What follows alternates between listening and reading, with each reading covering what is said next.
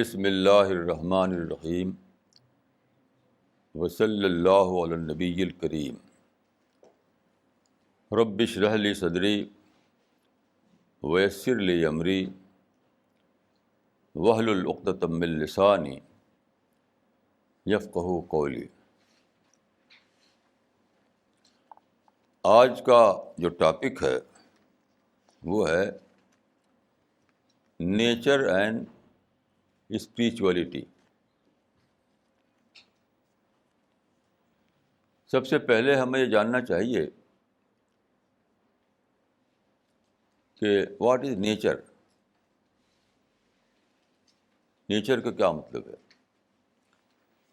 دیکھیے، نیچر کی جو ڈیفینیشن ہے وہ یہ ہے کہ انٹائر فزیکل یونیورس کو نیچر کہتے ہیں۔ جس طرح سے all the phenomena of material world, nature کا مطلب ہے all the phenomena of material world, یہ ہے نیچر۔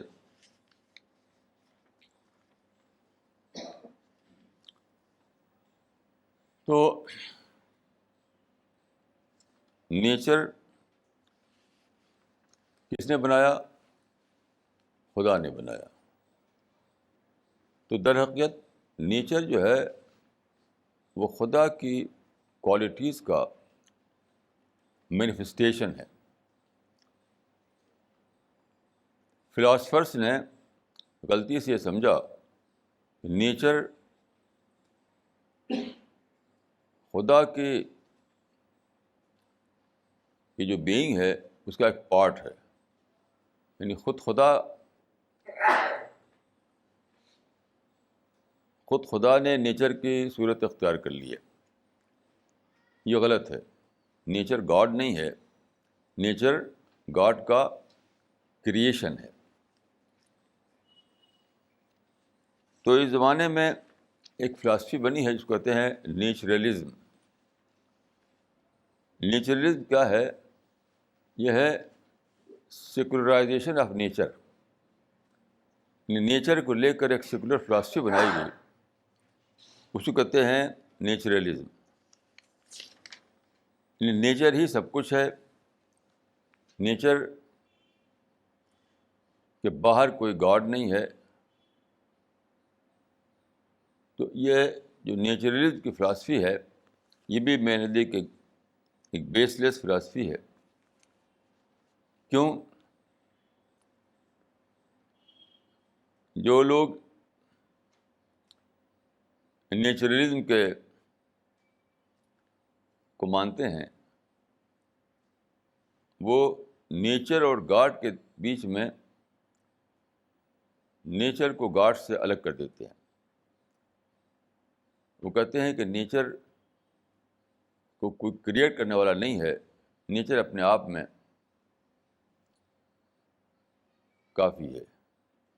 تو ان کا فارمولہ یہ ہے، اس زمانے میں نیچر کا جو اسٹڈی کی گئی سائنس میں تو پتہ چلا کہ سارا معاملہ کاز اینڈ ایفیکٹ پہ چل رہا ہے، جو کہتے ہیں principle of causation.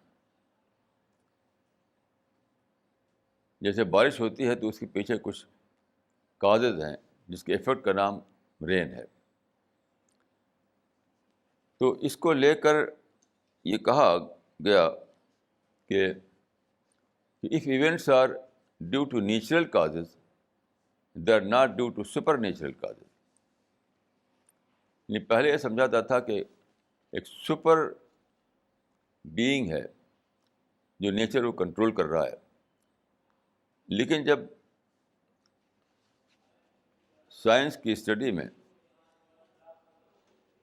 Cause and effect کا وہ پورا سسٹم سامنے آیا تو لوگوں نے کہہ دیا کہ if events are due to natural causes, they are not due to supernatural causes۔ لیکن یہ صرف ایک کہنے کی بات ہے، کیونکہ سوال پھر بھی باقی رہتا ہے کہ خود نیچر کا یہ کورس نیچر کا یہ سسٹم کس نے بنایا، کیسے بن گیا وہ؟ تو کسی نے بہت درست طور پر کہا ہے کہ nature does not explain, nature it self is a nature it self need an explanation. یعنی جو پرنسپل جو کاز اینڈ افیکٹ کا جو پرنسپل ڈسکور ہوا، اس کو اور سمجھ گیا کہ اسی سب چیز ایکسپلین ہو رہی سب کچھ. یعنی خدا کی ضرورت اب نہیں ہے، یہ سب اپنے آپ سب ایکسپلین ہو رہا ہے. تو اس نے کہا کہ nature does not explain, she is her self in need of explanation. اگر آپ مان لیں کہ کچھ کاز اینڈ افیکٹ کا ایک سسٹم ہے جس سے ایونٹس ہو رہے ہیں، تو پھر بھی تو کوشچن باقی رہتا ہے کہ یہ کاز اینڈ افیکٹ کا سسٹم کس نے بنایا؟ یہ کاز اینڈ افیکٹ کا یہ جو کورس ہے کس نے قائم کیا؟ تو سوال اپنی کو پھر بھی باقی رہتا ہے.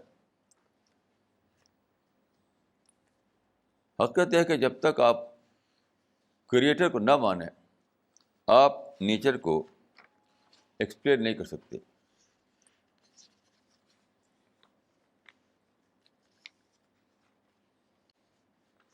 ایک بک میں نے بڑی اچھی پڑھی، اگر کہیں ملے تو آپ کو بھی پڑھنا چاہیے. اس کا ٹائٹل تھا nature and science speak about God. Nature and science speak about God. یہ بالکل سائنٹیفک بک ہے.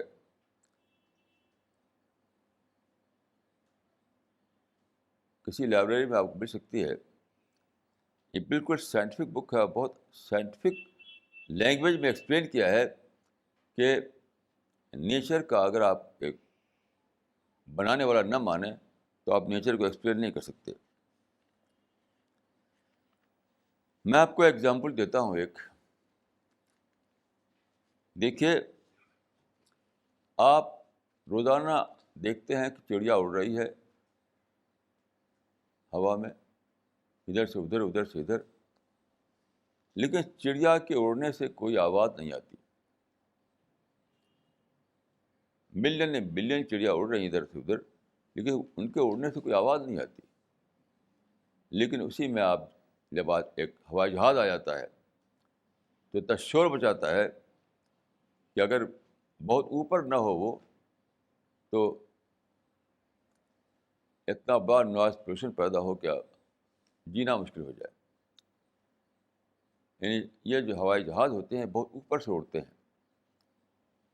جتنا اوپر ہماری چڑیاں اڑتی ہیں اتنی اونچائی پر اگر ہوائی جہاز اڑے تو کوئی کام دنیا میں نہ ہو سکے، کیونکہ اتنا نوائز پولوشن ہوگا، اتنا زیادہ، ہر طرف گڑگڑاہٹ، ہر طرف شور.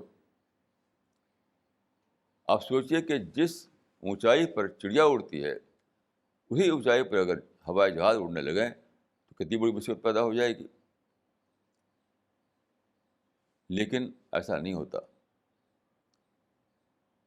کیا یعنی وائی دس ڈفرینس؟ آپ سوچئے کہ چڑیا بھی تو ایک ہوائی جہاز ہے، چڑیا ایک لیونگ ہوائی جہاز ہے. تو چڑیا کے اڑنے سے شور کیوں نہیں آتا اور ہوائی جہاز کے اڑنے سے شور کیوں آتا ہے؟ اس کا مطلب ہے کہ چڑیا جو ہے کہ بہت ہائر ٹیکنالوجی سے بنی ہے. چڑیا کے پیچھے کوئی بہت ہائر ٹیکنالوجی ہے، وہ ٹیکنالوجی جو ہوائی جہاز کے انجینئروں کو ملی ہوئی نہیں ہے. تو کیا چڑیا بنی ہے ہائر ٹیکنالوجی سے اور جہاز بنا ہے لوور ٹیکنالوجی سے. اب آپ سوچئے کہ لوور ٹیکنالوجی سے بننے ہوئے ہوائی جہاز کو آپ سوچ نہیں سکتے کہ بغیر انجینئر کے بنا ہو.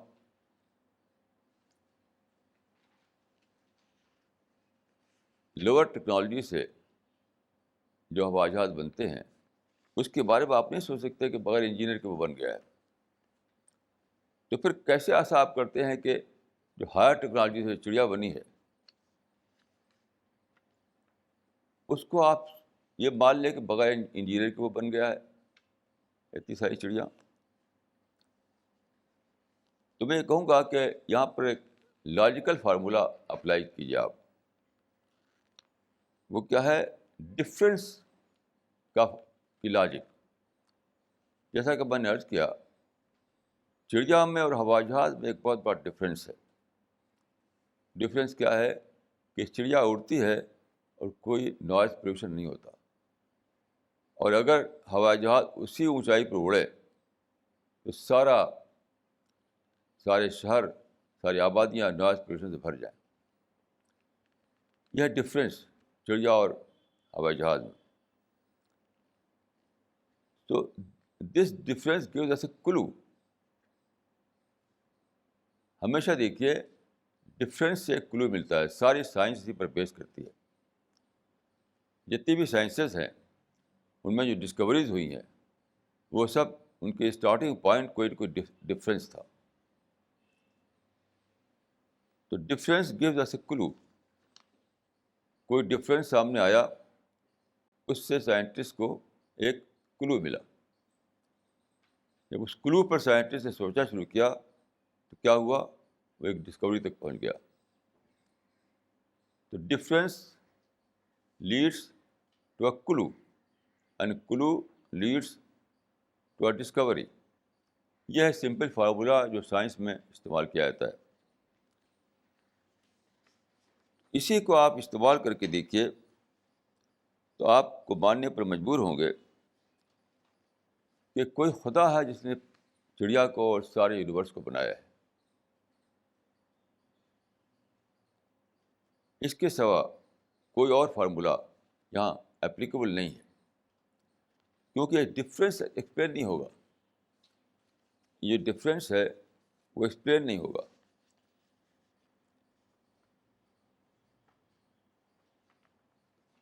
میں آپ کو ایک اپنا قصہ عرض کروں. ایک صاحب جنہوں نے فلاسفی میں ایم اے کیا تھا، ان سے میری بات چیت ہوئی خدا پر. تو وہ خدا کو نہیں مانتے تھے. آپ جانتے ہیں کہ فلاسفی جو لوگ پڑھتے ہیں وہ سب موسٹلی اگناسٹک ہو جاتے ہیں، یا تھیسٹ یا اگناسٹک. کیونکہ فلاسفی جو ہے کنفیوژن دیتی ہے، اور کنفیوژن کی وجہ سے ایسا ہو جاتا ہے. یعنی کسی کنوکشن کی وجہ سے وہ تھیسٹ نہیں بنتے ہیں، بلکہ آؤٹ آف کنفیوژن بنتے ہیں. تو بہرحال میں نے بہت سی باتیں ان کو کہیں تو وہ بحث کرتے رہے. آخر میں نے کہا کہ دیکھیے،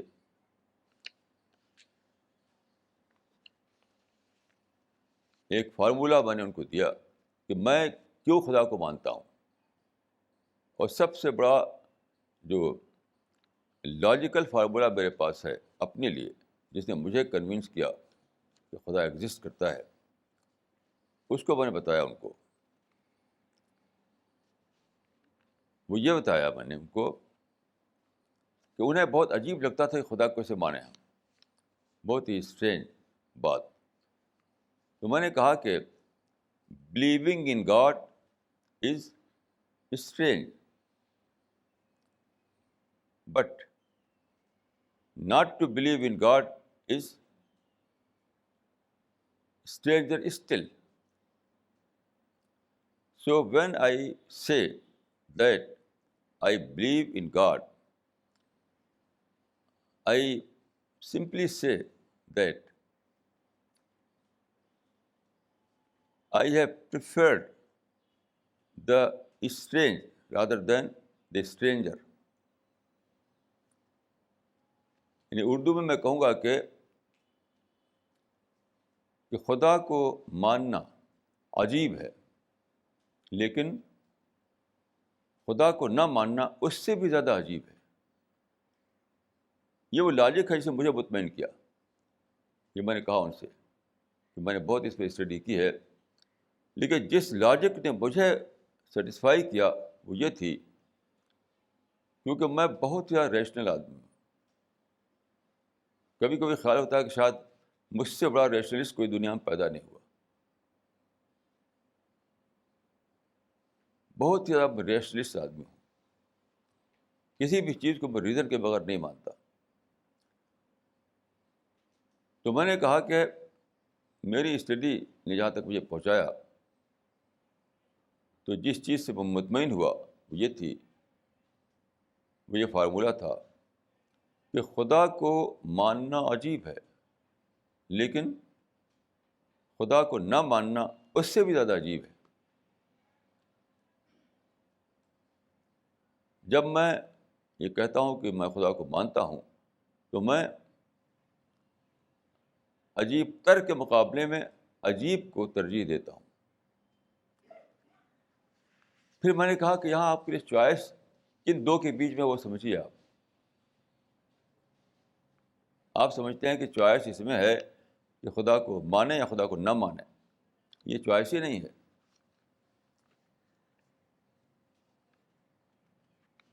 چوائس یہ ہے کہ عجیب کو مانے یا عجیب تر کو مانے، یعنی اسٹرینج کو مانے یا اسٹرینجر کو مانے.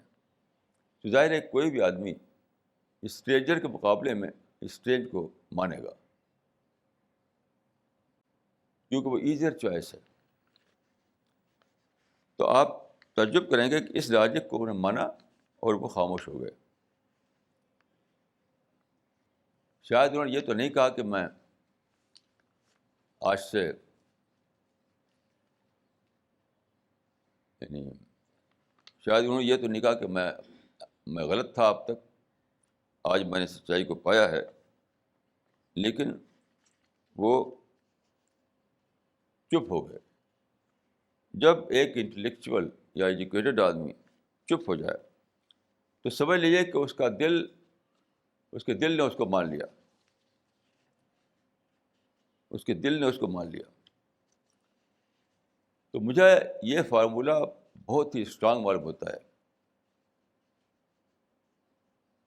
کہ خدا کو ماننا عجیب ہے، لیکن خدا کو نہ ماننا اس سے بھی زیادہ عجیب ہے. تو جب میں خدا کو مانتا ہوں تو میں عجیب تر کو چھوڑ کر عجیب کو کا چوائس لیتا ہوں.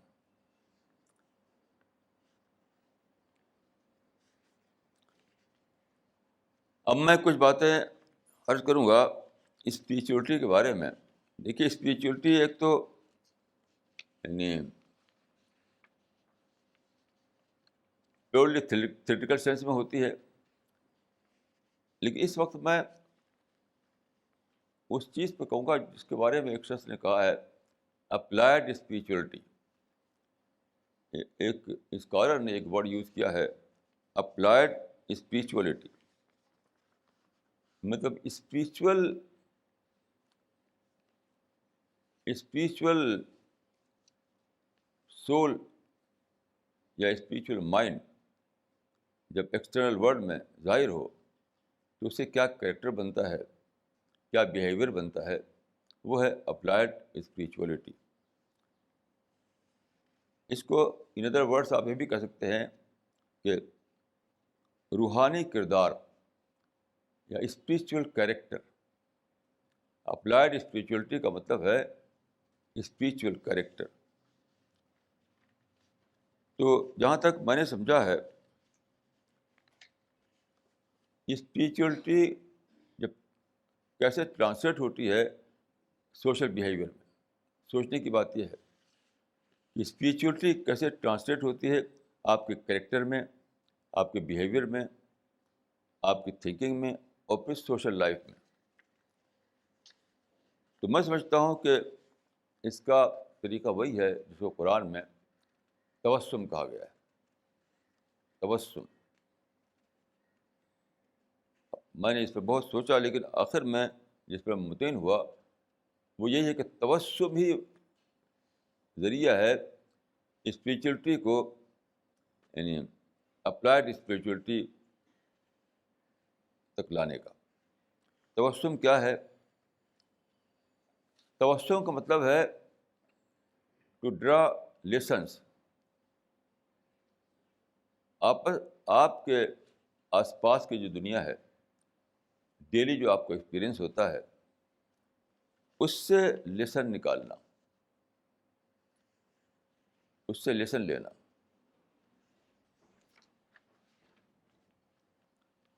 لیکن یہ سمپل بات نہیں ہے، اس لیے کہ موسٹلی یہ ہوتا ہے کہ ہم کو سیڈ ایکسپیرئنس ہوتے ہیں، سیڈ ایکسپیرئنس ہماری سوسائٹی میں خوشگوار تجربات تو بہت کم ہوتے ہیں، موسٹلی سیڈ ایکسپیرئنس ہوتے ہیں. اس لیے آدمی کو آرٹ آف کنورژن آنا چاہیے، آرٹ آف کنورژن یعنی نگیٹو ایکسپیرئنس کو پازیٹیو میں کنورٹ کرنا. You have to know the art of converting negativity into positivity. یہ ہے، اسی کا نام ہے تبسم. اور جب تک یہ آرٹ آدمی کو نہ آئے، کبھی بھی وہ اسپریچولیٹی کا ٹیسٹ نہیں پا سکتا. اسپریچولیٹی اس کی لائف میں، اس کی زندگی میں ٹرانسلیٹ نہیں ہو سکتی. تو تبسم کا جو آرٹ ہے کہ چیزوں کو، چاہے وہ پازیٹیو ایکسپیرئنس ہو یا نگیٹو ایکسپیرئنس ہو، دونوں حالتوں میں اس کو کنورٹ کرنا اسپریچول لیسن میں، اسی سے آپ اپنے آپ کو اسپریچول پرسنالٹی بنا پاتے ہیں. میں چند ایک اگزامپل دیتا ہوں آپ کو. میں ایک بار ایک دریا کے کنارے کھڑا ہوا تھا، ایک ریور. تو وہاں پر ریور کے کنارے ایک طرف راک تھی، پتھر کی چٹان، راک، سالڈ راک. تو یہ ریور جو تھی، یہ دریا اس راک سے مل کر بہتی تھی. وہاں میں کھڑا ہو کر دیکھنے لگا تو میں نے پایا کہ راک جو ہے وہ بہت زیادہ گھس گئی ہے، گھسی ہوئی ہے. تو میں نے سوچا کہ یہ پانی، دیکھیے پانی کتنی نرم چیز ہے، پانی تو سب سے زیادہ نرم چیز ہے. کوئی بھی چیز اتنی نرم نہیں جاتا کہ پانی ہے. لیکن بہت دنوں تک جب پانی فلو کرتا رہا، پانی بہتا رہا اس چٹان سے مل کر، تو چٹان گھس گئی. تو مجھے یاد آیا کہ ایک شاعر تھے اسماعیل بیرٹھی، اس نے کہا تھا کہ جو پتھر پر پانی پڑے متصل، تو گھس جائے بے شبہ پتھر کی سل.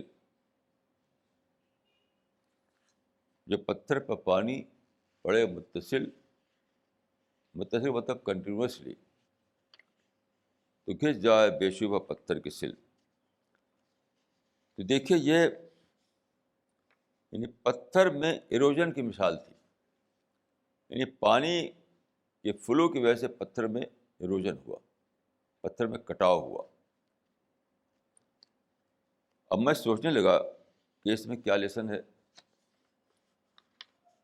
تو میں نے سوچا کہ ہر چیز اس دنیا میں پاسبل ہے. Every thing is possible in this world. یہ بھی پاسبل ہے کہ پانی پتھر کو کاٹے. کتنی انوکھی بات ہے کہ پانی پتھر کو کاٹے. لیکن میرے سامنے کٹا ہوا ایروڈڈ پتھر موجود تھا. تو خدا نے اس دنیا میں اس طرح کی مثالیں رکھ کر ہمیں یہ بتایا ہے کہ every thing is possible this world. یعنی کبھی تم کو فرسٹریشن میں نہیں ہونا چاہیے، کبھی تم کو ٹینشن میں نہیں پڑنا چاہیے، کبھی تمہاری ہوپ ختم نہیں ہونا چاہیے. اگر تم نے ایک پلان بنایا، ایک کام کیا اور وہ کام فیل ہو گیا، تو ٹرائی اگین. دوبارہ کوشش کرو، دوبارہ کوشش کرو، دوبارہ کوشش کرو. تو یہ انوکھی مثال ہے کہ نیچر میں پانی جیسی نرم چیز پتھر کو کاٹ ڈالتی ہے. تو اس طرح سے ایک ایکسٹریمسٹ ایگزامپل دنیا کے سامنے رکھ دیا گیا. اگر تم چاہتے ہو کچھ کرنا تو کوئی بھی ہرڈل، کوئی بھی ڈفیکلٹی، کوئی پرابلم تمہارے لیے رکاوٹ نہیں بنے گا. پانی جیسے نرم چیز کے لیے رکاوٹ نہیں ہے کہ پتھر کو کاٹ ڈالے، تو تمہارے لیے کیسے رکاوٹ بن سکتا ہے؟ ایسے ہی ایک بار میں ہمارا جہاں میں رہتا تھا پہلے گاؤں میں، تو وہاں پر ایک انوکھا سین تھا اس زمانے میں، اب پتہ نہیں ہے کہ نہیں ہے. کچھ پیڑ تھے ایک جگہ، اس کو مہوا کہتے ہیں، مہوا کا پیڑ، MAHWA. تو یہ پیڑ بہت بڑے بڑے ہوتے ہیں. تو کبھی وہاں پر رین آئی ہوگی، سیلاب آیا ہوگا، تو پانی جڑ کی طرف جو مٹی ہے وہ بہت زیادہ بہہ گئی تھی. یعنی پیڑ کھڑا ہوا تھا، اس کے نیچے جڑیں کھلی ہوئی تھیں ایسی، کیونکہ پانی نے مٹی کو بہا دیا تھا.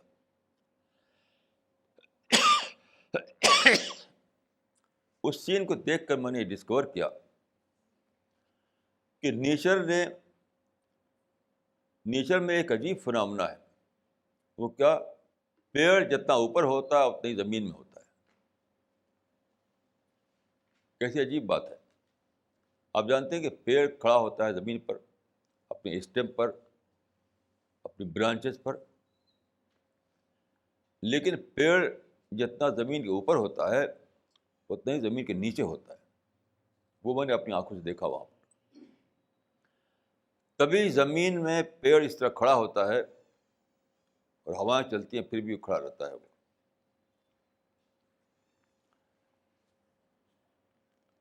تو یہ ایگزامپل، تو پیڑ کا جو ایگزامپل ہے، جتنا اوپر ہے اتنا ہی نیچے ہے. اسی سے پیڑ کو طاقت ملتی ہے، مضبوطی ملتی ہے، فرمنس ملتی ہے،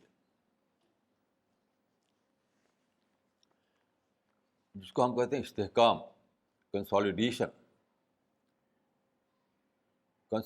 ملتا ہے. تو یہ نیچر نے دکھایا ہے کہ اگر تم چاہتے ہو کہ تم زمین پر اسٹرانگ بنو تو کانسولیڈیٹ کرو اپنے کام کو. ایک ہے کام ایموشنل طور پر کر ڈالنا، ایک ہے جو کہتے ہیں کانسولیڈیشن، استحکام، مضبوطی. اکثر لوگ اوپر کام کر ڈالتے ہیں، ایموشنل طور پر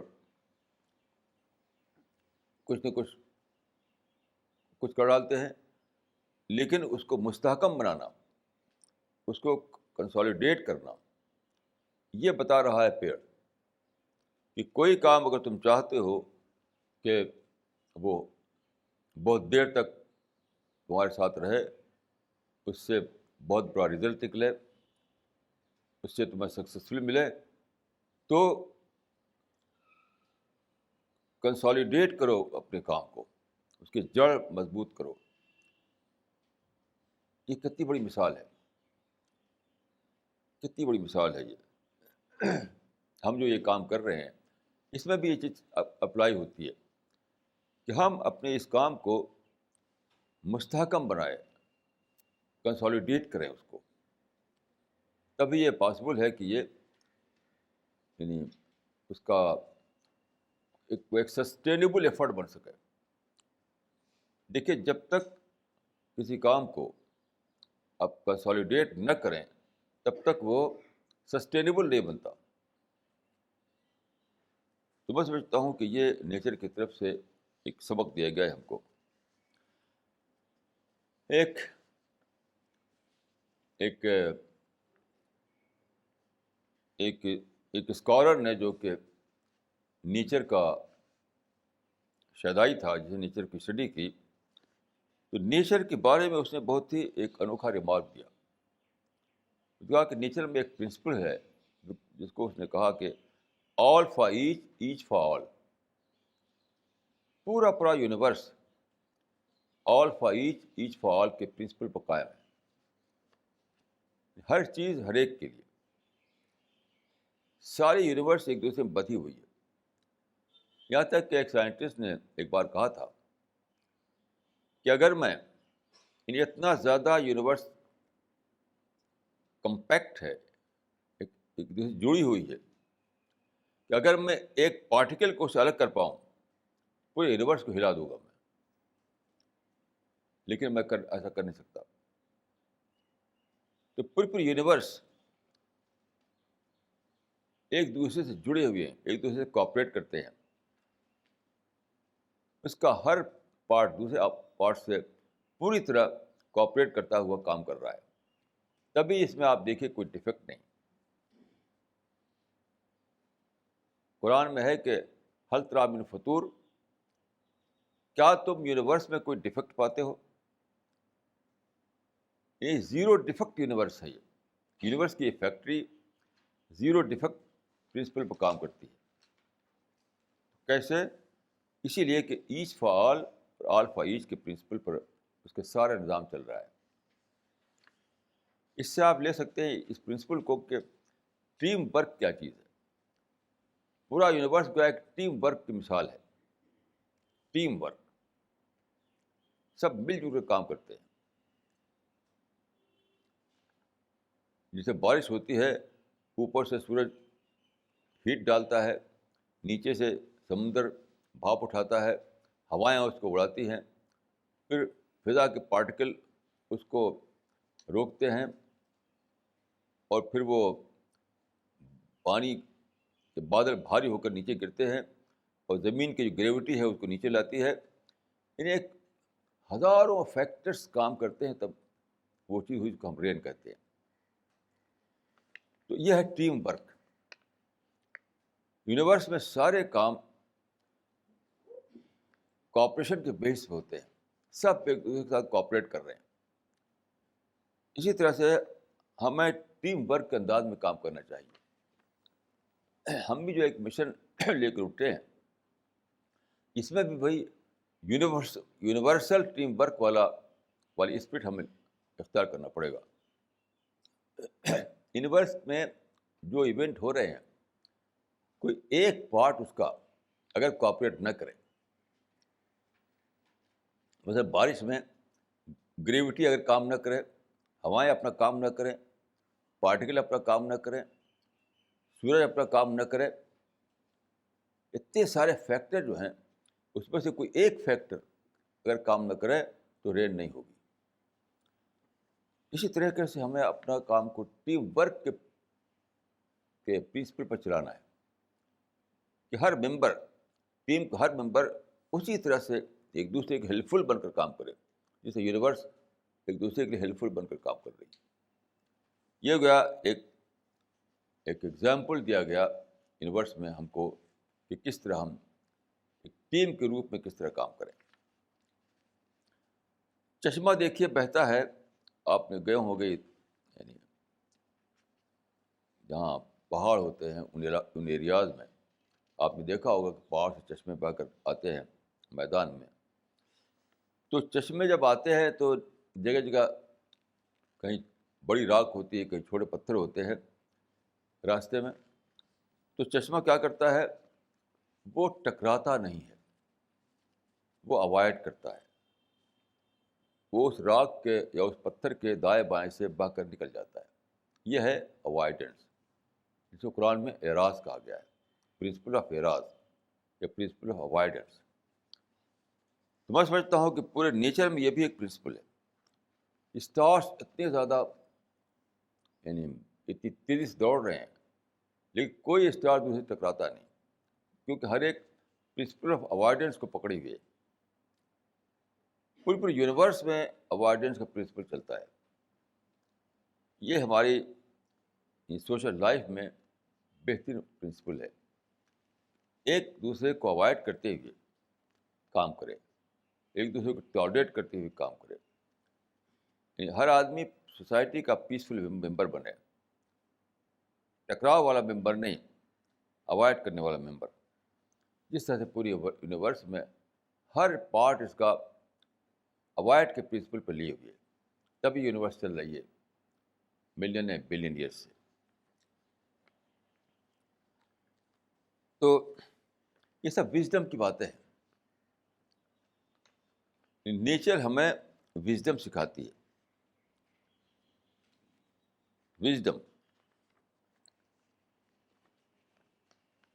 اگر ہم آنکھ کھول کر دیکھیں اور اب تبسم والا طریقہ اختیار کریں تو ہر طرف ہمیں وزڈم ملے گی، کیونکہ پوری یونیورس جو ہے وہ ورلڈ آف وزڈم ہے. پوری یونیورس کو آپ کہہ سکتے ہیں کہ ورلڈ آف وزڈم ہے. ہر طرف وزڈم کے لیسن ہے.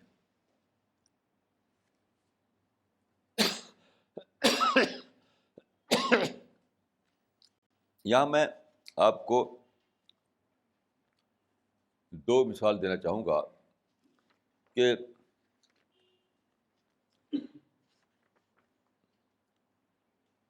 انڈیویجول اگر نیچر کے پرنسپل پہ چلے تو کیسا بنتا ہے وہ، اور سوسائٹی اگر نیچر پہ ہو تو وہ کیسی بنتی ہے. میں سمجھتا ہوں کہ ہر آدمی جب پیدا ہوتا ہے تو مسٹر نیچر ہی ہوتا ہے. یعنی بائی نیچر اس کے اندر وہ ساری کوالٹی ہوتی ہیں جو پوری ورلڈ میں ہمیں دکھائی پڑتی ہیں.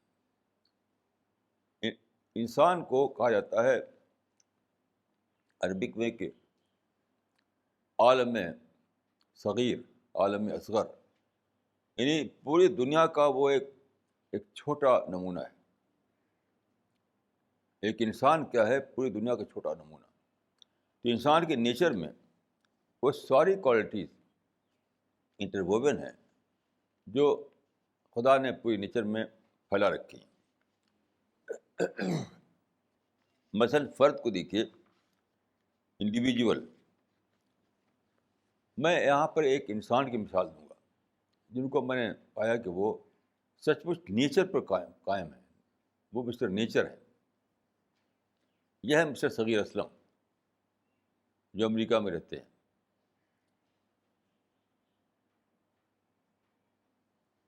تو وہ اپنے بارے میں کہتے ہیں کہ God almighty made me and threw the mould away. تو میں نے کہا کہ نہیں، یہ بات غلط آپ کہتے ہیں. گاڈ آلمائٹی نے ہر ایک اسی مولڈ پر پیدا کیا ہے جو مولڈ آپ کا ہے. یعنی آپ جو ہیں کوئی نیا کریشن نہیں ہے، آپ مسٹر نیچر ہیں. آپ کے اندر جو باتیں ہیں وہ نیچر کی سکھائی ہوئی. کوئی بھی آدمی جو اپنے نیچر کو پرزرو رکھے تو ویسے ہی ہوگا جیسے کہ آپ ہیں. مثلاً ان کا طریقہ کیا ہے؟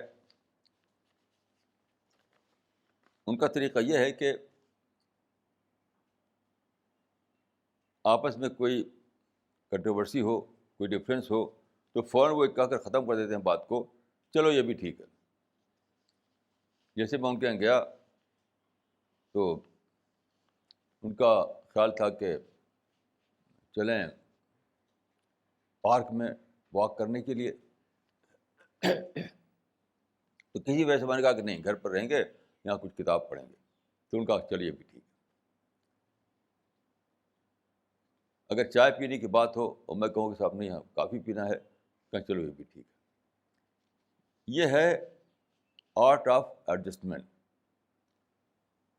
جو نیچر کا آرٹ ہے. اب دیکھیے ہوا چلتی ہے تو کیا کرتی ہے؟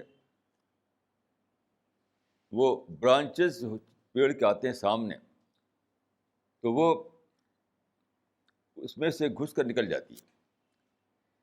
راک آتا ہے تو ادھر ادھر سے نکل جاتی ہے، تو وہ بھی چلو یہ بھی ٹھیک ہے کا اصول پہ چلتی ہے. وہ کہ راک آئے تب بھی وہ اپنا پرنسپل کرے گی کہ ادھر سے ادھر سے نکل جائے گی، پیڑ آوے تب بھی یہی کرے گی، میدان ہو تب بھی وہی کرے گی.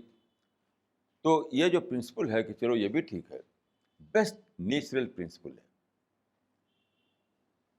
بیسٹ نیچرل پرنسپل ہے.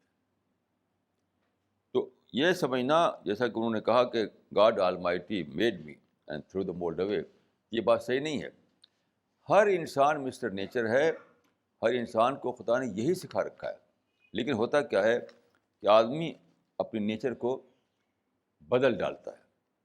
اسی وجہ سے اس بدلے ہوئے نیچر کو ٹھیک کرنا، اپنی ڈی کنڈیشن کرنا، اگر یہ کرے آدمی تو ہر ایک سمجھے گا کہ بیسٹ فارمولا یہی ہے کہ چلو یہ بھی ٹھیک ہے.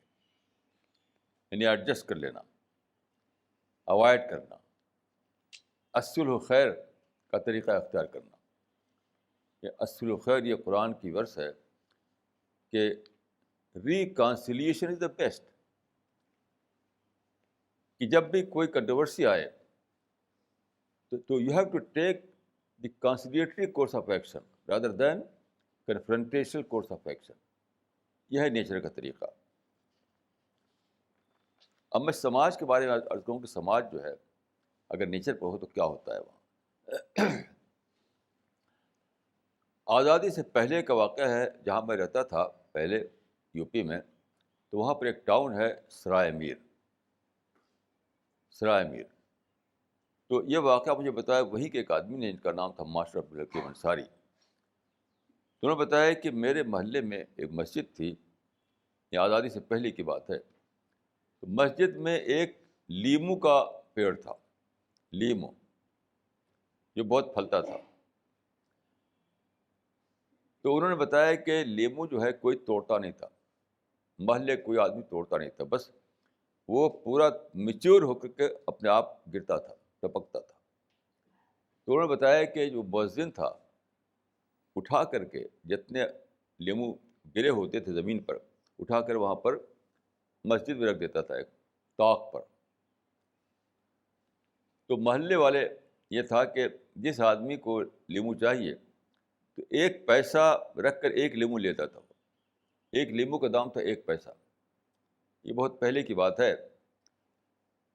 تو 1 پیسہ رکھ کر کے وہ ایک لیمو لیتا تھا، اور ایک بھی لیمو بغیر پیسے کے کوئی نہیں لیتا تھا. اسی پیسے سے مسجد کا خرچ چلتا تھا. مثلاً پہلے زمانے میں جب بجلی نہیں ہوتی تھی تب کی بات ہے یہ، تو چراغ جلانے کے لیے تیل چاہیے، کیروسین نہیں بلکہ ویسا تیل، ایڈیبل آئل. پہلے زمانے میں ایڈیبل آئل سے جلا کرتے تھے دیے. تو اس سے وہ تیل لے آتا تھا اور اس سے مسجد میں چراغ جلاتا تھا. تو انہوں نے بتایا کہ کوئی ایک لیمو چھوتا نہیں تھا وہ. اور انہوں نے کہا پھر میں نے اپنے آنکھ سے دیکھا آزادی کے بعد جو نیا زمانہ آیا تو ایک لیمو پیڑ پر نہیں بچتا تھا. زمین گرنے کی نوبت نہیں آتی تھی، لوگ پیڑ پر سے لوگ توڑ جاتے تھے. تو سوسائٹی آزادی سے پہلے اور آزادی کے بعد، یعنی پری انڈیپینڈنس ایرا اور پوسٹ انڈیپینڈنس ایرا میں کیا ڈفرینس ہے؟ پہلے سوسائٹی نیچر پر تھی، اب سوسائٹی پالیٹکس پر ہو گئی ہے. اب پولیٹیکل لیڈر جو ہیں وہ سوسائٹی کو کنٹرول کرتے ہیں.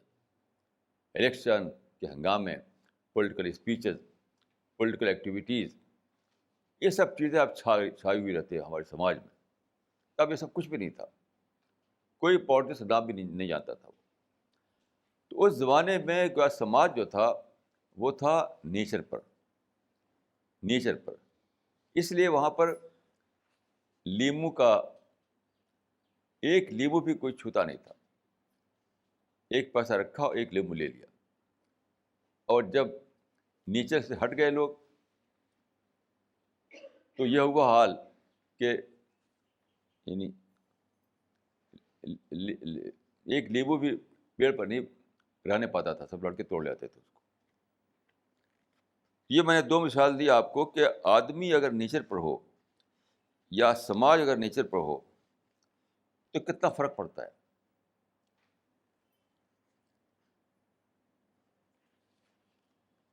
میں سمجھتا ہوں کہ میں نے اس سوسائٹی کو دیکھا ہے جو آزادی سے پہلے تھی. اس زمانے کی سوسائٹی تھی ڈیوٹی کانشیس. ہر طرف ڈیوٹی کا احساس لوگوں کو ہوتا تھا کہ میری ڈیوٹی کیا ہے، میری ذمہ داری کیا ہے، میری رسپانسبلٹی کیا ہے. اس زمانے میں کوئی رائٹ کو لے کر کوئی جلسے نہیں ہوتے تھے. آج کل آپ دیکھتے ہیں کہ ہر جگہ رائٹ کو لے کر ہمارا ادھیکار ہے، ہمارا رائٹ ہے، اس کو لے کر جلسے ہوتے ہیں، پروٹیسٹ ہوتے ہیں، ہنگامے ہوتے ہیں، گولیاں چلتی ہیں. تب اس کا کوئی کانسیپٹ نہیں تھا، کوئی بھی رائٹ کو لے کر ہنگامہ نہیں کرتا تھا اس زمانے میں، ہر ایک اپنی ڈیوٹی کو سوچتا تھا. تو نیچرل سوسائٹی وہ ہے جو ڈیوٹی کانشیس سوسائٹی ہو. نیچرل انسان وہ ہے جس کے اندر ٹالریشن ہو، اور نیچرل سوسائٹی وہ ہے جو ڈیوٹی کانشیس سوسائٹی ہو. ایسے میں ایک بار کھڑا تھا ایک گلاب کے ایک پیڑ کے سامنے، تو میں نے دیکھا کہ اس کے برانچ جو ہے اس پہ گلاب کا پھول بھی ہے اور کانٹا بھی ہے. لیکن میں نے دیکھا کہ پھول اور کانٹا دونوں ایک ڈسٹینس کو مینٹین کیے ہوئے ہیں. یعنی کانٹا جو ہے خود پھول کے اندر نہیں نکلا ہوا ہے، پھول سے کچھ دوری پر کانٹا ہے، اور جتنے بھی پھول تھے وہ کانٹے تھے، سب ایک ڈسٹینس کو مینٹین کرتے تھے. اس پر سوچتے سوچتے مجھے سمجھ میں آیا کہ زندگی کا راز یہ بتا رہا ہے پھول. کیا سوسائٹی میں کچھ لوگ ہو سکتے ہیں جو آپ کے لیے کانٹے ہوں؟ تو اس کا سمپل سلوشن کیا ہے؟ آپ ان سے ایک ڈسٹینس کو مینٹین کیجیے.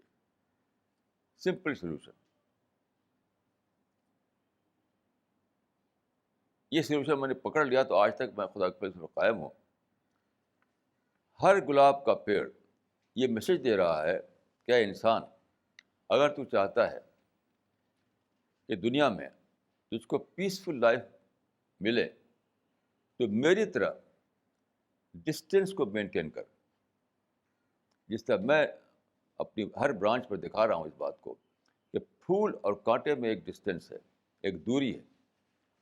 تو میں سمجھتا ہوں کہ یہ ایک بار جب میں کوئی چیز کو دیکھتا ہوں تو اللہ کے فضل سے میرا دماغ پورے پکڑ لیتا ہے اس کو. ایک بار جب میں نے دیکھا ایسا کہ گلاب کا پیڑ پھول میں اور کانٹے میں ایک ڈسٹینس کو مینٹین کرتا ہے ہمیشہ، تو میں نے بھی خدا کے فضل سے یہ طریقہ پکڑ لیا. اس ڈسٹینس کا فائدہ کیا ہوتا ہے؟ ایک ہے کہ آپ الجھیں کانٹے سے، ایک ہے کہ ڈسٹینس مینٹین کریں.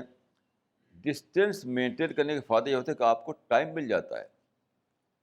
ٹائم یعنی جو ٹائم آپ کے پاس ہے وہ اگر آپ ٹکراؤ میں لگائیں، کانٹوں کو توڑنے میں لگائیں، کانٹوں سے لڑنے جھگڑنے میں لگائیں، تو آپ اپنے ٹائم کو ویسٹ کریں گے.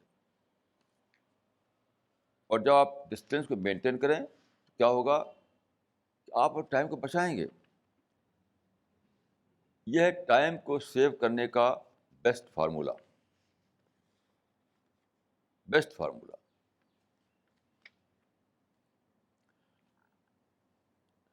میں خدا کے فضل سے اسی طرح سے سوچتا رہتا ہوں کہیں بھی رہتا ہوں تو. مثلاً ایک بار میں ایک جگہ میں نے دیکھا کہ پیڑ پر شہد کا ایک چھتا لٹک رہا ہے. تو میں نے شہد کے بارے میں، شہد کی مکھی کے بارے میں بہت کچھ پڑھا تھا، تو اس کو دیکھ کر بہت سی باتیں میرے مائنڈ میں آئیں. مثلاً میں نے پڑھا تھا کہ شہد کی مکھی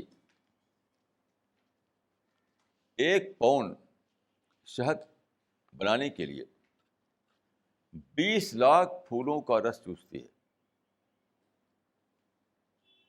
1 پاؤنڈ شہد بنانے کے لیے شہد کی مکھی 20 لاکھ پھولوں کا رس چوستی ہے، تب وہ 1 پاؤنڈ شہد بنا پاتی ہے.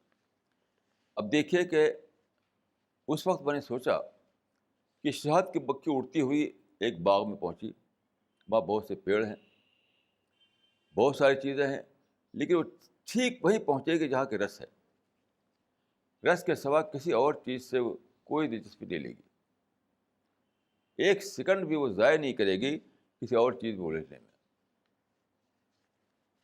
اس سے میں نے سمجھا کہ یہ ہے کہ سلیکٹو وے میں دنیا میں رہنا. سلیکٹو وے میں یعنی اسی چیز سے تعلق رکھنا جو آپ کی زندگی کے لیے ہیلپ فل ہے، باقی چیزوں سے کوئی تعلق نہ رکھنا. یہ شہد کی مکھی آئی تو وہ نہ تو ٹہنی کو پر بیٹھے گی، نہ پھول کی پتیوں سے کوئی مطلب اس کو ہوگا، اور نہ اس کو پھل سے کوئی مطلب ہوگا، نہ لکڑی سے کوئی مطلب ہوگا، کسی چیز سے کوئی مطلب اس کو نہیں. سیدھے وہ جا کر کے وہاں جائے گی جہاں کے رس ہے، تھوڑا سا رس. جس کو میں کہہ رہا ہوں کہ سلیکٹو وے میں وہ کام کرتی ہے اپنا. تو میں سمجھتا ہوں کہ یہ طریقہ ہمیں ہر شخص کے لیے چاہیے کرنا کہ ہم زندگی میں ایسا نہ کریں کہ ہر چیز میں الجھیں، ہر چیز میں اپنے ٹائم کو لگا دیں، ہر چیز میں اپنے یعنی لگیں اس کو، اپنے آپ کو پھنسا دیں اس میں. بلکہ ہم سلیکٹو بنیں، سلیکٹو. صرف اسی چیز میں ہم دلچسپی لیں، اسی چیز میں ہم اپنا ٹائم لگائیں، اسی چیز میں ہم اپنے مائنڈ کو لگائیں جو ڈائریکٹ طور پر ہمارے لیے یوزفل ہے، جو ہماری زندگی کا ایم ہے، ہماری زندگی کا جو مقصد ہے، اس میں ڈائریکٹ طور پر جو ہیلپ فل ہے، بس اسی سے مطلب رکھیں. کسی اور چیز سے مطلب نہ رکھیں جس سے شہد کی مکھی کرتی ہے. یہ ہے اسپریچول وے آف لائف. اسی کو کہا گیا ہے اپلائڈ اسپریچولیٹی. میرے نزدیک اسپریچولیٹی کوئی مسٹیریس چیز نہیں ہے جو آنکھ بند کر کے ملتی ہو. آنکھ بند کر کے ملنے والی اسپریچولیٹی سے مجھے کوئی دلچسپی نہیں. وہ ہے تب بھی نہیں ہے، نہیں ہے تب بھی نہیں. میں اس اسپریچولیٹی میں بلیو کرتا ہوں جو میری زندگی کا پارٹ ہو، جس سے مجھے کوئی یعنی بیٹر لائف کے لیے ہیلپ فل ہو، اور صرف مجھے ایک ایکسٹیسی دے. ایکسٹیسی والی اسپریچولیٹی سے مجھے کوئی دلچسپی نہیں. تو یہ ہے میرے نزدیک سچی اسپریچولیٹی. ایسے میں نے ایک آرٹیکل میں پڑھا کہ ایک مرتبہ، یہ بہت پہلے کی بات ہے، کہ ایک بحث ہوئی کہ لوہا، پہلے زمانے میں آپ جانتے ہیں کہ لکڑی کے بوٹ بنتے تھے، لکڑی کے بوٹ. تو کہیں یہ بحث ہوئی کہ کیا لوہے کی بوٹ بنائی جا سکتی ہے. حضرت نوح نے جو آتا ہے بائبل میں اور قرآن میں، جو بوٹ بنائی تھی، وہ بوٹ لکڑی کی بنائی تھی انہوں نے. تو ایک بار یہ بحث ہوئی کہ کیا لوہے کی بوٹ بن سکتی ہے. تو ایک شخص نے کہا کہ نہیں، نہیں بن سکتی. کچھ اور لوگوں نے کہا کہ بن سکتی ہے. جس نے کہا تھا کہ نہیں بن سکتی، وہ لوہے کا ٹکڑا لائے، ایک ٹکڑا لا کر پانی میں ڈالا، وہ جا کے ڈوب گیا. لوہے کا ٹکڑا وہ لے آیا، ایک چھڑ ٹائپ کا، پانی میں ڈالا تو پانی میں ڈوب گیا. تو دیکھو کیسے بوٹ بناؤ گے تم لوہے سے. تو یہ بحث چلتی رہی، یہاں تک کہ ایک آدمی نے کہا کہ مجھے ڈسکوری ہو گئی ہے، میں جانتا ہوں کہ لوہے سے کیسے بوٹ بن سکتی ہے. تو اس نے ایک ٹرے ٹائپ کا ایک لوہے کا بنایا، ٹرے جیسا ایک چیز، یعنی لوہے کی جو شیٹ ہے اس سے اس نے ایک ٹرے ٹائپ کا ایک چیز بنائی. لوگوں کو بلایا کہ آؤ، اپنے پانی پہ اسے ڈالا تو پانی میں تیرنے لگا وہ. تو یہ اس میں کیا، وہی لوہا ایک بار ڈوب گیا تھا، وہی لوہا دوسری بار تیرنے لگا. اس طرح نیچر دکھا رہی ہے آپ کو کہ آپ اگر ایک مشکل سے دو چار ہیں، اپنی اسٹریٹجی کو بدل دیجیے، اپنے میتھڈ کو بدل دیجیے.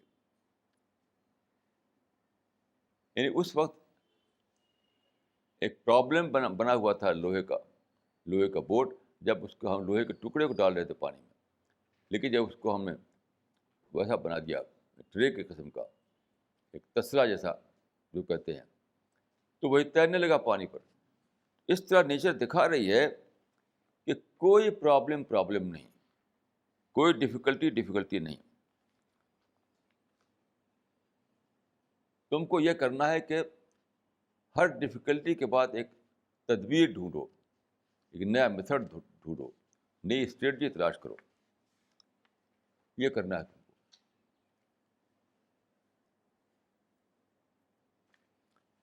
ایک پرشین کی ایک لائن ہے، گندم از گندم برویت جو بجو، از مکافات عمل غافل مشو. اس کا مطلب یہ ہے کہ ویٹ سے ویٹ اگتا ہے اور جو سے جو اگتا ہے. ویٹ سے ویٹ اگتا ہے، بارلی سے بارلی اگتی ہے. اس سے کیا معلوم ہوا کہ جیسا آدمی کرے گا ویسا وہ پائے گا. عمل کا وہی رزلٹ سامنے آئے گا جو اس عمل کا رزلٹ ہونا چاہیے. وشفل تھنکنگ سے رزلٹ نہیں بدل جائے گا. میں کسی کو گولی ماروں اور وشفل تھنکنگ سے سمجھوں کہ وہ گولی پھول بن جائے گی وہاں پہنچ کر کے، تو گولی پھول بننے والی نہیں ہے. تو کہا کہ گندم از گندم برویت جو جو از مکافات عمل غافل مشو. ویٹ سے ویٹ پیدا ہوتا ہے، بارلی سے بارلی پیدا ہوتی ہے. اس سے کیا معلوم ہوا کہ ہر عمل کا جو رزلٹ ہے وہ ہو کر رہتا ہے.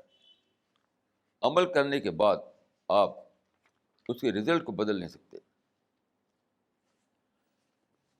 آج کل ایک نیا ورڈ یوز ہو رہا ہے جو کہتے ہیں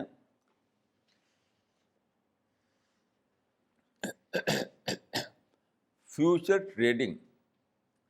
یہ ورڈ پہلے یوز نہیں ہوتا تھا، آج کل یوز ہو رہا ہے. Future trading.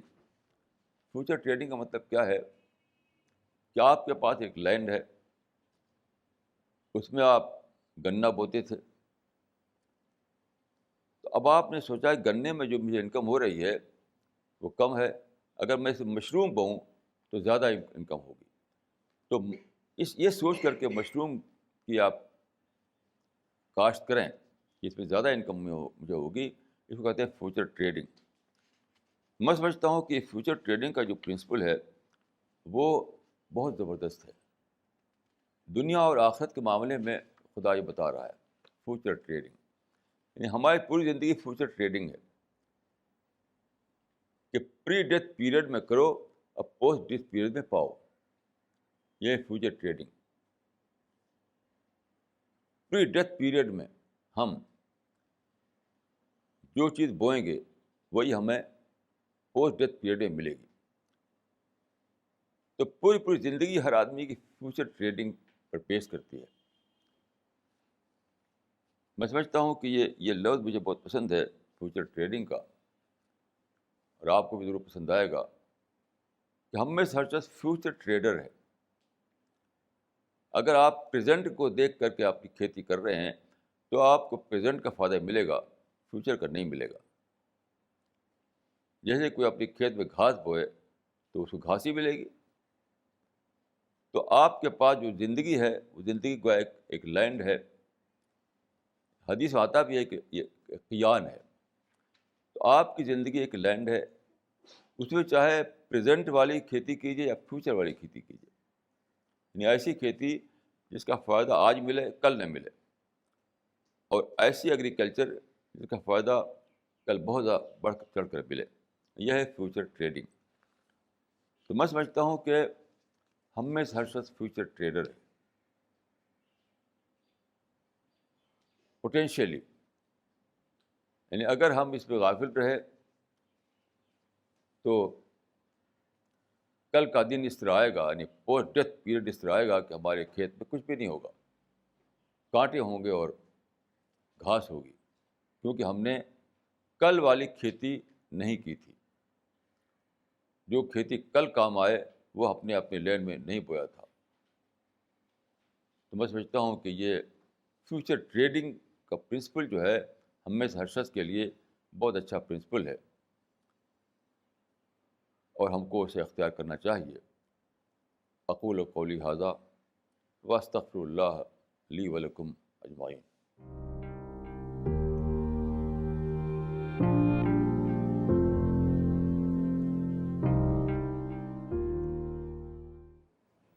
This question is from Anamika. If every deed we do is for post-death, then why are we judged during our lifetime by society? کیا پھر سے پوچھیں؟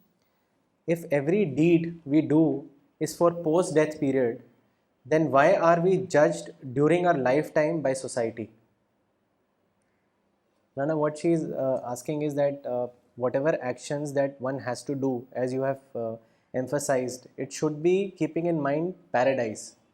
But why is it so that society always judges your action for this world and not for hereafter? دیکھیے یہ society کی بات نہیں ہے بلکہ کریشن پلان آف گاڈ کی بات ہے. سوسائٹی کیا چاہتی ہے آپ سے یا آپ کی فیملی کیا چاہتی ہے آپ سے، یہ اصل چیز نہیں جو ڈیسائڈنگ فیکٹر ہو آپ کے لیے. آپ کو دیکھنا چاہیے کہ جس گاڈ نے دنیا کو کریٹ کیا ہے اس کا اپنا کریشن پلان کیا ہے. دیکھیے آپ جیسے ہی ہم مرتے ہیں ایک سیکنڈ میں ہم سوسائٹی سے کٹ جاتے ہیں، فیملی سے کٹ جاتے ہیں.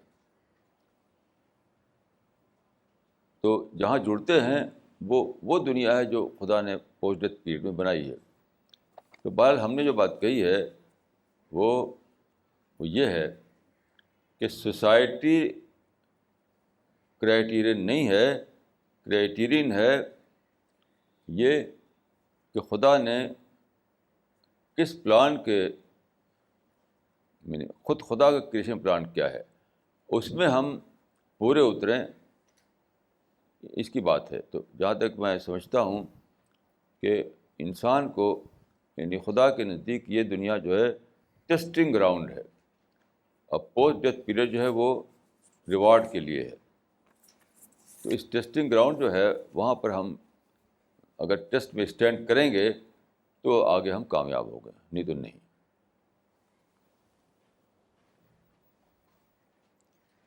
This question is from Aditi Arora. Please elaborate on the concept of future trading.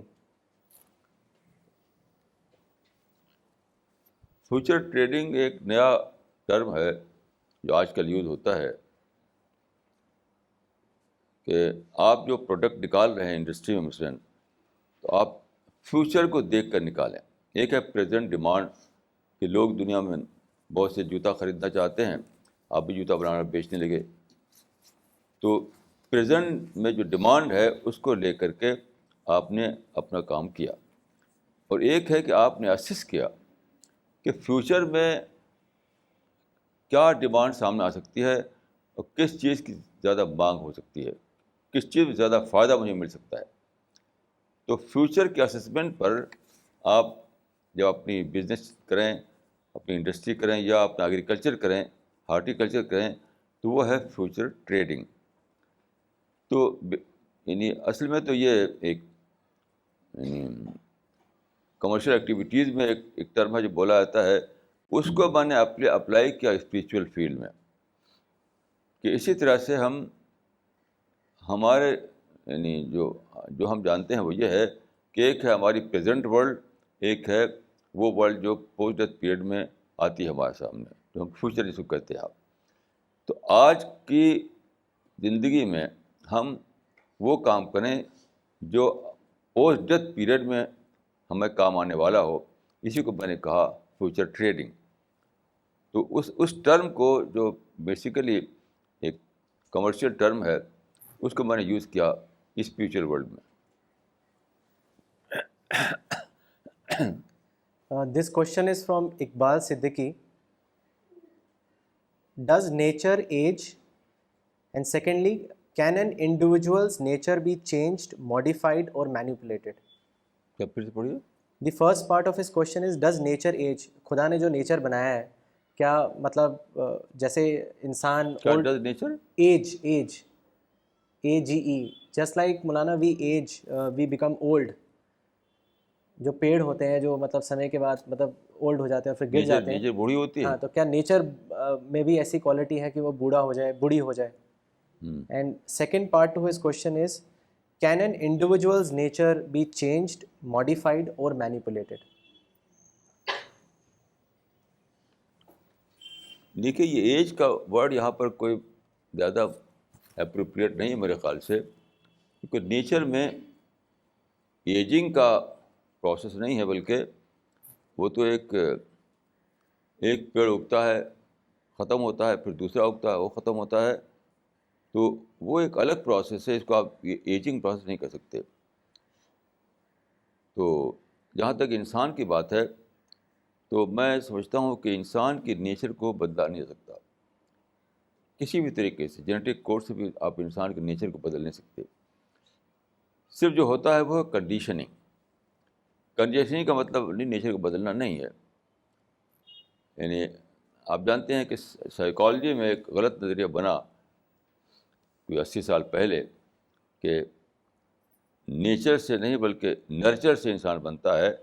یہ بالکل بیس لیس پروو ہو چکا ہے. تو انسان کا نیچر جو ہے ہمیشہ انٹیکٹ رہتا ہے. صرف جو ہوتا ہے وہ یہ ہے کہ کنڈیشننگ کی وجہ سے اس کے نیچر پر ایک کور پڑ جاتا ہے. تو اگر آپ اس کور کو ہٹا سکیں، اپنے آپ کو ڈی کنڈیشن کر سکیں، تو نیچر سامنے آ جائے گا. اور میں سمجھتا ہوں کہ نیچر ہر ایک کا وہی ایک ہے، ہر مرد عورت کا، افریقن کا، انڈین کا، امریکن کا، سب کا نیچر ایک ہے.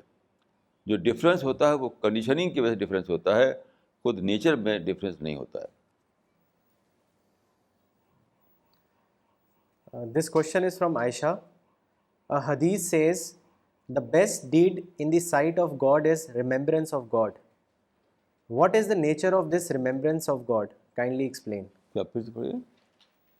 Maulana Aisha has quoted a hadith which says, the best deed in the sight of God is remembrance of God.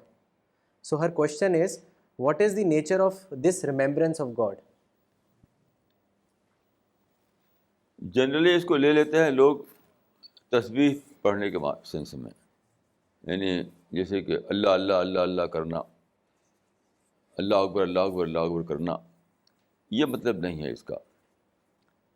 اس کو عربک میں کہیں گے ورد یا ریسیٹیشن. تو ریممبرنس جو ہے وہ ریسیٹیشن نہیں ہے. ریسیٹیشن جو ہوتا ہے وہ کچھ ورڈ، کچھ شبد کو آپ دہراتے ہیں بار بار، وہ الگ چیز ہے، اور میں اس کو فیوٹائل ایکسرسائز سمجھتا ہوں. ریممبرنس جو ہے جو قرآن حدیث میں وہ ہے یعنی سوچنا، اس سوچنے پر بیس کرتی ہے. That is a thinking process. جیسے میں آپ کو ابھی کئی باتیں بتائیں جو سوچ کر میں نے جانی، وہ تھا خدا کو ریممبر کرنا. جیسے میں نے دیکھا کہ گلاب میں پھول الگ ہے، کانٹے الگ ہیں، دونوں میں ایک ڈسٹینس ہے. تو گلاب ایک ڈسٹینس کو مینٹین کر رہا ہے. اس سے میں نے نکالا کہ اگر کسی آدمی کو آپ پائیں کہ وہ اس کا ایول پرسنالٹی ہے تو آپ ڈسٹینس مینٹین کیجیے، نہ ایک اسے الجھ جائیں، لڑ جائیں اس سے. تو ریممبرنس کا جو ہے تعلق انٹلیکچوئل پروسیس سے ہے، کسی قسم کے شبدوں کو دہرانے سے نہیں ہے. This question is from Anamika. Tolerance is the right path, but what happens when an individual's existence is threatened if they don't stand up for their rights? دیکھیے یہ ایک بہت سے لوگ ایسا کوشچن کرتے ہیں، مگر میں سمجھتا ہوں کہ یہ ایک وہ ہے سپوزیشن ہے، ایک فرضی کوشچن. ایسا کبھی نہیں ہوتا. میں بھی، میری عمر اتنی لمبی ہو چکی ہے، آج تک ایسا نہیں ہوا کہ خامخواہی کوئی مجھے چیلنج کرے. ایسا کبھی ہوتا نہیں. یہ ایک فرضی سوال ہے. کہیں نہ کہیں ہم کسی کو چھیڑتے ہیں، کسی کو پرووک کرتے ہیں. جیسے آپ جنگل میں جائیں تو جب تک آپ کسی جانور کو پرووک نہیں کریں گے وہ آپ کو کچھ نہیں کرے گا.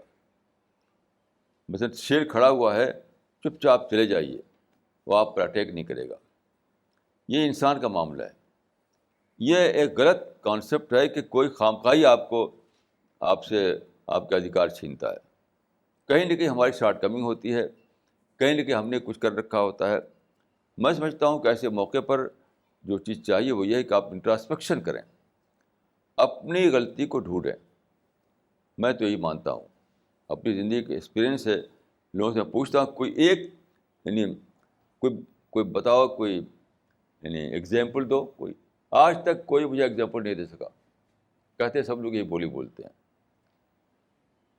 یعنی وہ جب تک ایک ریئل ایگزامپل نہ ہو اور اس کو اسکروٹنی کر کے جانا جائے کہ سچ مچ ایک ایگزامپل ہے, تب تک میری بات اسٹینڈ کرے گی.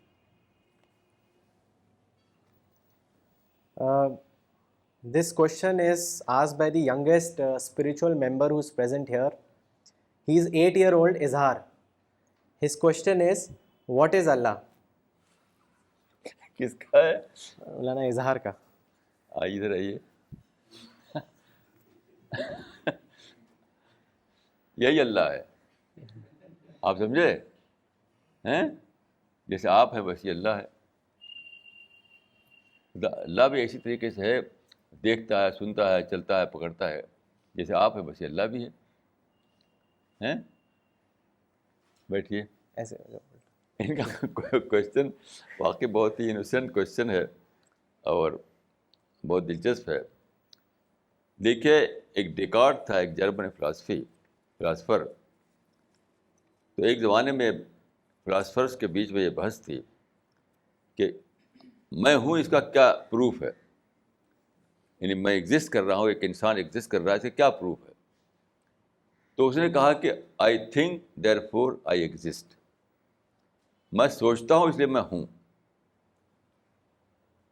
کیونکہ فلاسفی میں اسی قسم کے کوشچن آتے ہیں. تو اس نے کہا کہ I think therefore I exist. اس کو لے کر میں یہ کہوں گا,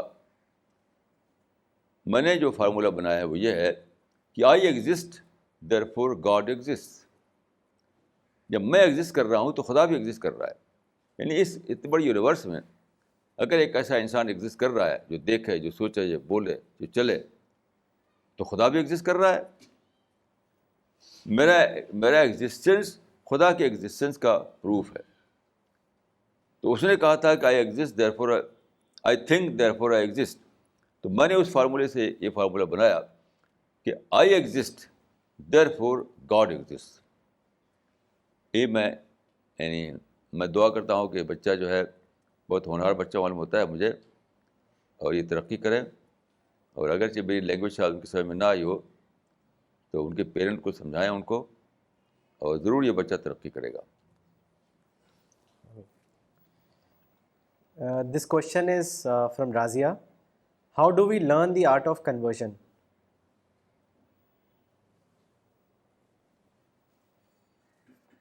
میں سمجھتا ہوں کہ اس کا کوئی دوسرا طریقہ نہیں ہے سوائے یہ کہ ہم اپنے یعنی تھنکنگ پروسیس کو ایکٹیو کریں, سوچنے کو ایکٹیو کریں, اور کوئی دوسرا پروسیس نہیں ہے. جیسے میں نے اپنے اندر یہ عادت ڈالی, شاید بچپن سے عادت تھی میرے اندر, کہ جس چیز کو دیکھو اس پر سوچوں, جو چیز دیکھو اس پر سوچوں. جیسے ہزاروں لوگ دیکھتے ہیں چیزوں کو, گزر جاتے ہیں. جیسے کہ میں نے آپ کو گلاب کی مثال دی کہ گلاب ہے اور وہاں پر تھارن ہے, کانٹا ہے. تو میں سمجھتا ہوں کہ کسی نے بھی شاید اس طرح سوچا نہیں کہ یہ ایگزامپل یہاں پر ہمیں ایک مل رہا ہے اس سے کہ you have to keep distance. تم اگر کوئی تمہیں کانٹا دکھائی پڑ رہا ہے تو اس سے ڈسٹینس کو مینٹین کرو, اور اس کے بعد اپنے آپ سب پرابلم سالو ہو جائے گا. سوچا نہیں کسی نے, تو سوچنے کی عادت ڈالیے, اور کوئی دوسرا طریقہ اس کا نہیں ہے. اور دوسری بات یہ ہے کہ آپ اگر چاہتے ہیں آپ کہ سوچنا آئے آپ کو, تو یعنی میں نے پایا ہے کہ لوگ یعنی ٹائم ویسٹ کرتے ہیں, اپنے مائنڈ کو جھوٹی سوچوں میں لگائے رہتے ہیں. تو میں اکثر کہتا ہوں کہ ایک کام کرنے کے لیے آدمی کو دوسرا کام چھوڑنا پڑتا ہے. تو اگر آپ چاہتے ہیں کہ آپ کا مائنڈ سوچ کر باتوں کو گہرائی میں نکالے, تو آپ اپنے مائنڈ کو کہیں اور انگیج کرنے سے روکنا پڑے گا. اگر آپ اپنے مائنڈ کو فیوٹائل چیزوں میں, بیکار چیزوں میں انگیج کیے ہوئے ہوں, تو امپاسبل ہے کہ وہ چیز آپ کو ہو جس کو ہم توسب کہتے ہیں, کہ چیزوں کو سوچ کر کے اس سے کوئی گہری میننگ نکالنا. تو سمپل فارمولہ یہ ہے کہ یعنی بیکار چیزوں میں سوچنا چھوڑیے, اپنے مائنڈ کو انگیج رکھنا چھوڑیے, اور یعنی اپنے مائنڈ کو وہاں لگائیے جہاں سوچنے سے آپ کو کوئی چیز ملتی ہے. یعنی ایک چیز چھوڑیے تاکہ دوسری چیز آپ کو ملے. یہ simple formula.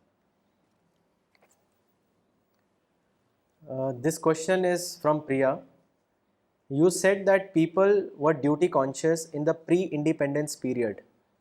Then isn't independence the result of right consciousness? Please explain. Maulana, you had said in your lecture, پھر سے پڑھیے. you said that people were duty conscious in the pre-independence period. Then isn't independence the result of right consciousness? Please explain. کیا مطلب ہوا؟ مولانا ان کا مطلب یہ ہے کہ آپ نے جیسے بتایا کہ پری انڈیپینڈنس پیریڈ میں people were more duty conscious rather than right conscious, but independence itself was a result of people demanding the country as their right to be free. So isn't that a result of right consciousness? جو pre independence period میں right conscious ہو گئے تھے آزادی کو لے کے, تو اس کے بارے میں جاننا چاہتی ہوں. دیکھیے, میں تو میری سوچ ایک دم اس میں الگ ہے. میں اس پوری موومنٹ کو بالکل بیکار سمجھتا ہوں. جس کو آپ کہتے ہیں فریڈم اسٹرگل, میں اسی کو بیکار سمجھتا ہوں. اصل میں انڈیا میں جو کام کرنا تھا وہ ایجوکیشن. جو سوسائٹی تھی پہلے, اس میں ٹریڈیشن جو چلتی تھیں وہ ڈیوٹی بیس تھی وہ. اس کے بعد ہمارے لوگوں نے یہ کیا کہ سارا توڑ پھوڑ ڈالا, ٹریڈیشن کا توڑ پھوڑ ڈالا, سوسائٹی کے سیٹ اپ کو توڑ پھوڑ ڈالا, صرف اس لیے. انڈیپینڈنس کیا ہے؟ انڈیپینڈنس کا مطلب صرف یہ نا کہ انڈین کچھ آدمی, 2-4 آدمی انڈین رول کریں. سارا انڈیا تو رول نہیں کر رہا ہے. مور دین 50% انڈین جو ہے وہ بھوکے رہتے ہیں, کپڑا نہیں ان کو ملتا. تو انڈیپینڈنس کیا چیز ہے؟ صرف کچھ فیملیز کو موقع مل گیا کہ برٹشرس کے بجائے وہ جا کے بیٹھے ہوئے وہاں رول کر رہے ہیں. انڈیپینڈنس کہاں؟ یہ رولنگ جنتا کا رولنگ کچھ رولرس کا بدلنا ہے. وہ رولر نہ رہیں, یہ رولر رہیں. میں سمجھتا ہوں کہ یہ کچھ بھی نہیں ہے. میں اس کے بارے میں میری اچھی رائے نہیں ہے. اگرچہ میں خود بھی ایک فریڈم فائٹر تھا اس وقت, جب کہ میں سمجھ نہیں تھی. آج میں سوچتا ہوں کہ ہمارے لیڈرس کو صرف ایک کام کرنا چاہیے تھا, وہ تھا ایجوکیشن. دیکھیے, جس چیز کو آپ سلیوری کہتے ہیں, جاپان آج بھی اسی میں ہے. امریکہ کا سلیو ہے وہ. اگر آپ کو پتہ ہو تو امریکہ اسی سینس میں جس آپ کہتے ہیں امریکہ کا سلیو ہے جاپان. یعنی امریکہ اوکناوا جو آئی لینڈ ہے وہ امریکہ کے قبضے میں ہے. وہاں امریکہ نے اپنی آرمی کو وہاں اسٹیشن کر رکھا ہے, اور اس کا پورا ڈیفینس کا جو سسٹم ہے وہ امریکہ کے ہاتھ میں آج بھی ہے.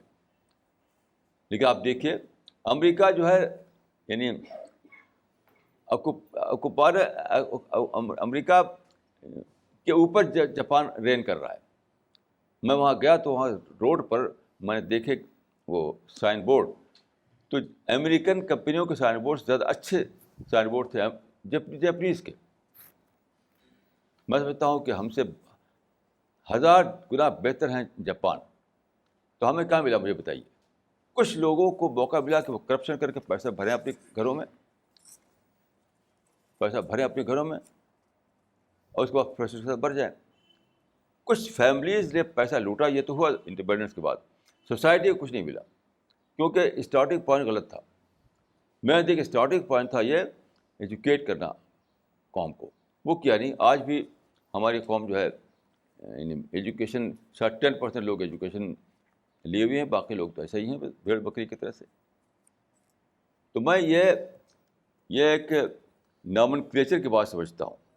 ایک چیز کو آپ ایک بیوٹیفل نام دے دیں, ہو سکتا یہ بات میری سمجھ میں نہیں آئے گا آپ لوگوں کو, لیکن بہرحال میں پورے یقین کے ساتھ کہہ سکتا ہوں کہ سوائے ایجوکیشن کے کوئی اسٹارٹنگ پوائنٹ نہیں ہے کسی بھی قوم کے لیے، چاہے وہ انڈیا ہو یا Japan who. This question is from Faraz. I have read this line of an intellectual that کیا؟ he's read a line which is given by an intellectual, which goes like this: let me hold fire in one hand and water on other, so that I can burn the paradise by the fire and douse the fire of hell by water, and make humans love God for his own sake. Please elaborate. یہ کسی جاہل صوفی کا قول ہے، میں جانتا ہوں اس کو، اور یہ جاہل صوفیوں نے سارا معاملہ بگاڑا ہے. یہ بالکل یعنی میرے نزدیک بالکل میڈنس کی بات ہے. اس کا تعلق نہ اسلام سے ہے نہ اسپریچولیٹی سے ہے. میں اس کو کچھ بھی نہیں سمجھتا اس کو. حقیقت یہ ہے کہ انسان بائی نیچر چاہتا ہے ایک پرفیکٹ ورلڈ میں رہنا، بائی نیچر چاہتا ہے. اور یہ ہے کہ ویگ یعنی نہ کسی کا ڈر رہے، نہ کسی کا چاہت رہے. ایسی دنیا وہ خود بھی نہیں جی سکتا جس آدمی نے ایسا کہا ہے. انسان بائی نیچر ہی ہے ایسا کہ وہ چاہتا ہے کہ میں یعنی بری زندگی سے بچوں، اچھی زندگی مجھے ملے. اسی کا نام ہے ہیل، اور اسی کا نام ہے پیراڈائز. تو یہ جو ہیل اور فائر کا جو ہیل اور پیراڈائز کا جو کانسیپٹ ہے، that is based on human nature. یہ ہیومن نیچر کو چیلنج کر رہے ہیں وہ. جن صاحب نے ایسا کہا ہے میں جانتا ہوں، میں اس کو بالکل بیوقوفی کی بات سمجھتا ہوں. اس کا کوئی تعلق یعنی نہ سچائی سے ہے، نہ اسلام سے ہے، نہ اسپریچولیٹی سے ہے. دیکھیے اسپریچولیٹی یا مذہب وہ ہے جو انسان کے نیچر کو ایڈریس کرتا ہو. جو فلاسفی انسان کے نیچر کو ایڈریس نہ کرے وہ فلاسفی نہیں ہے. تو یہ جو ہے یہ ایک سمپل ایک ادبی سینٹینس ہے. یہ انسان کے نیچر کو ایڈریس نہیں کرتی یہ چیز. اس وجہ سے میں اس کو بالکل یعنی بیکار سمجھتا ہوں. This question is from Farida Khanam. There are people who don't think deeply or reason out, but are good in character. Will they also qualify for God's reward in the hereafter? دیکھیے میں اس کو ایک فرضی بات سمجھتا ہوں. بہت سے لوگ ایسا کہتے ہیں. میں کہتا ہوں اگر ایسا ہو جو لوگ کہتے ہیں، ہمارے دیش میں سے بہت سے لوگ کہتے ہیں ایسا، اگر لوگ ایسے ہوتے سچ مچ تو انڈیا میں اتنا کرپشن نہ ہوتا. یہی لوگ جو کرپشن بچائے ہوئے ہیں وہی ایسی باتیں کہا کرتے ہیں.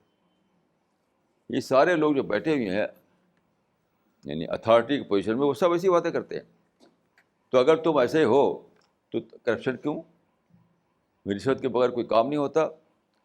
سارا معاملہ بگڑا ہوا ہے کیوں؟ مثال کے طور پر گورنمنٹ روڈ کے لیے جو پیسہ دے گی اس کا بہت بڑا حصہ جو ہے چلا جائے گا لوگوں کی جیبوں میں.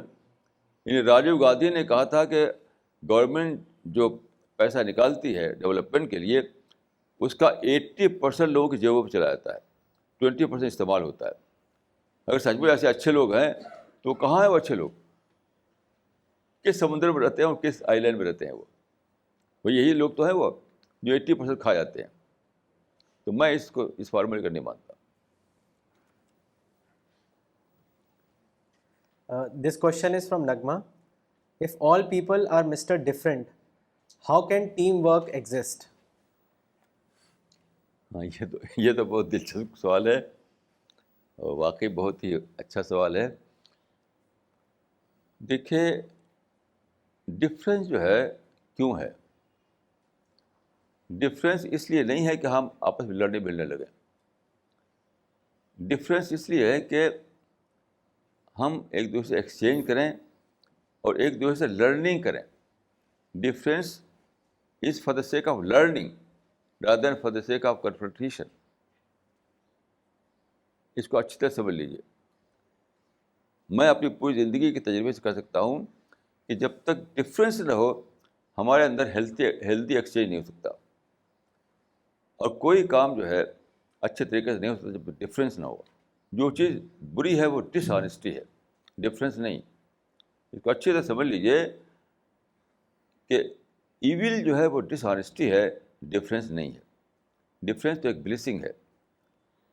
کیونکہ ڈفرینس سے ڈائلاگ ہوتا ہے.